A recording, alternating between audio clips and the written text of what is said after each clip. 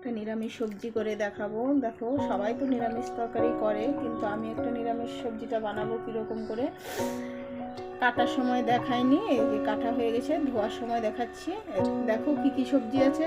নিরামিষে যা যা সবজি দেয় সবাই, এই দেখো সব কিছুই দেওয়া হয়ে গেছে। মিষ্টি কুমড়া ধরে, সিম, আলু, বেগুন যা যা লাগে মিষ্টি কুমড়া সব দিয়েছি আর কি। ফুলকপিটা একটু ভাপিয়ে নিয়েছি, নিরামিষেই দেবো।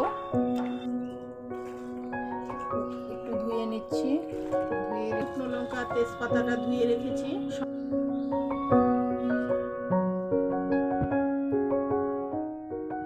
তেল দিয়ে দিলাম কড়াইতে।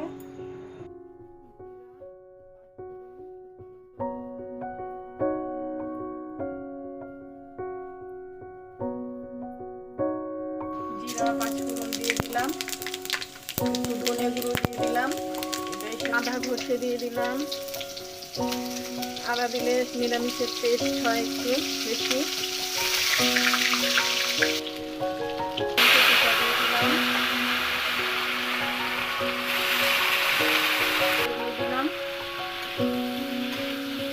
মনে হচ্ছে না ফুলকপির তরকারি, এটা নিরামিষ হবে।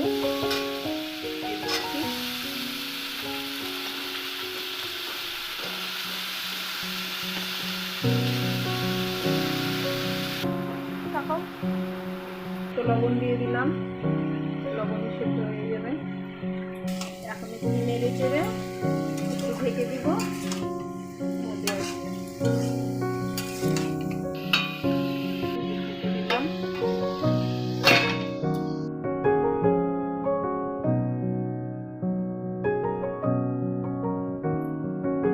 দিয়ে দিলাম চিনি দিলে নিরামিষটা হলো।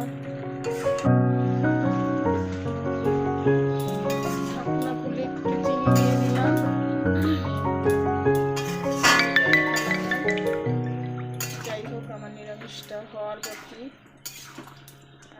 হয়ে যাবে। এখন আমার নিরামিষটা হয়ে গেছে।